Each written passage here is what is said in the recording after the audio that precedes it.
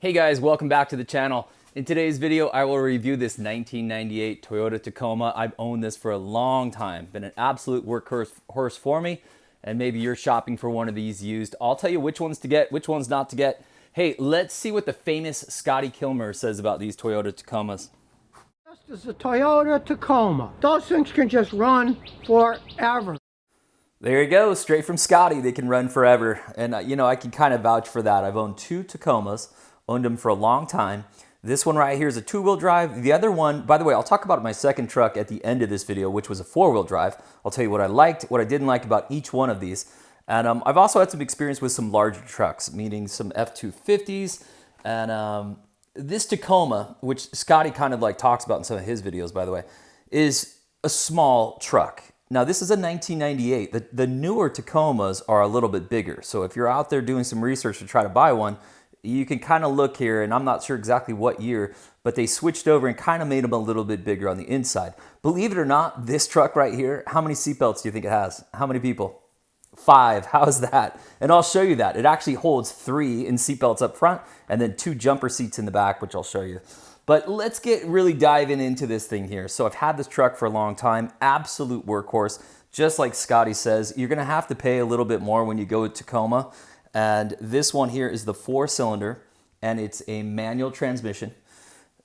The manual transmission, my advice to you if you're out there shopping is to try to get that manual transmission. Just one less thing to break. While Toyota has great transmissions in them, it's just one less thing, one less headache that might come down the pike at some point. This one has about 217,000 miles on it. Never had anything done to the transmission, never had anything done to the engine. I mean, of course, you know, regular maintenance. I even did change the transmission fluid on this one in another video, but I think I only did it once or twice in the whole lifetime of this vehicle. Again, a 98 with 217,000 miles. And of course, that's only because it's the manual transmission. If you get the automatic transmission, you've got to change that fluid on a regular basis. So, some of the things I don't like about this truck. This is the two-wheel drive. Look at the tires, look at the wheels on this thing. I put some Michelins on there just to get it to run forever. This was kind of a shuttle around truck for me. This isn't like look cool in it truck by any means whatsoever.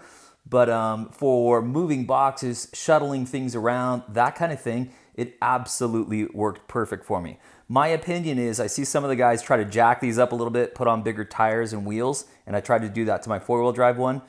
The Tacomas just don't do a great job with that. And I think the big part is that the Tacomas, if they have some flaws, which they do have a couple, I'll talk about the paint in a minute, but let's talk about the engines in them.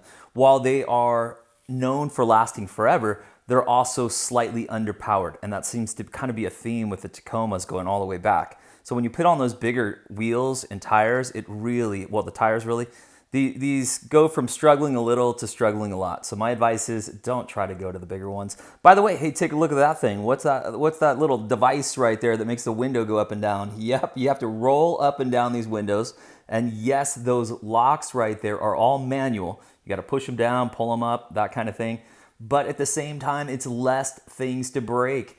So over the years, very, very few things have gone wrong on this truck. Hey, here's some more advice on these Tacomas. If you find one that's pretty old and you're trying to buy it, if they have seat covers like this one does right here, these seat covers are a lifesaver if the person put them on before the seats started to rip and kind of tear apart. So if they do have a cover and you're going to buy it, make sure you kind of peek underneath that cover, make sure it's not falling apart too much.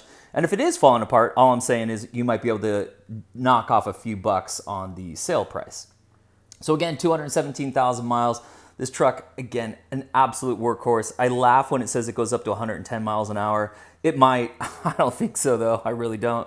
This is a truck that, you know, I would drive it at 65 when appropriate. But other than that, it's just not the kind of truck that you're going to try to see how fast you can go in. This does not have some of the bells and whistles that I absolutely love. If you're doing a lot of driving, you know that you like your cruise control. This particular one does not have that. This is an SR5. That air conditioner still runs pretty cold, so very nice. In fact, very cold, so pretty nice on that. That is an aftermarket radio, which almost all of them of this vintage will have. But in fact, I think I've gone through maybe 2 or 3 radios, so the things that are broken down on this truck are like the aftermarket parts that are failing, like that radio right there.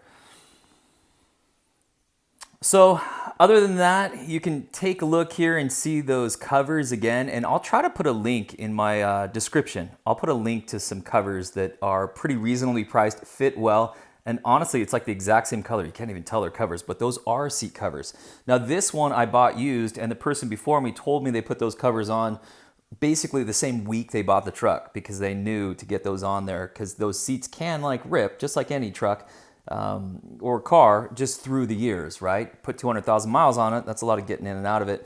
And you can see there that I think I've got some aftermarket floor mats. Again, I would strongly recommend keeping those in. I personally, my old ones got beat up. I threw them out and then didn't have any floor mats. And then all of a sudden I was like wearing through that carpet on the bottom of the vehicle there. And that was obviously not my brightest moment. So keep some nice floor mats in there, and I think that'll help you out a bunch. So there's another shot too that you can see. Hey, look at that right there in the middle. I put that in there just to kind of show you, yep, that is a middle seat belt. So this truck actually fits 3 people up front, as I was saying earlier, in seat belts, and it actually has jumper seats, which I'll show you in a minute, in the back that you can put 2 more people in seat belts.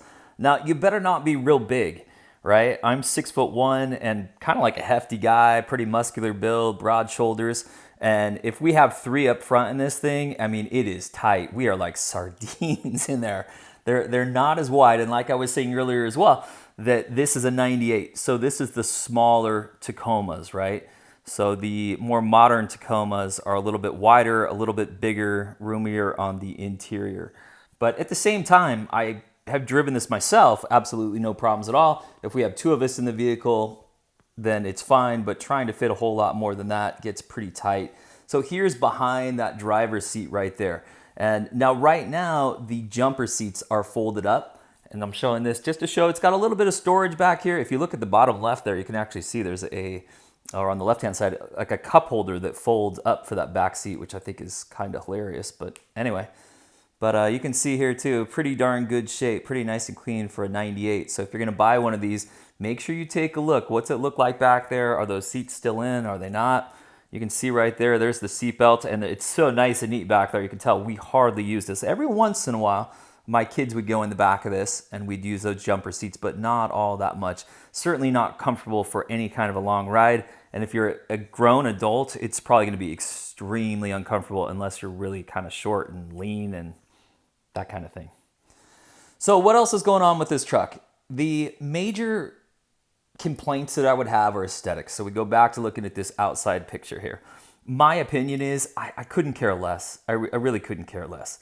And you know, the wife didn't absolutely love it, that it was, the paint just was peeling more and more and more. And this is actually the good side of the truck, peeling more and more. The shell, I think, was in worse condition than the actual truck as far as aesthetics go.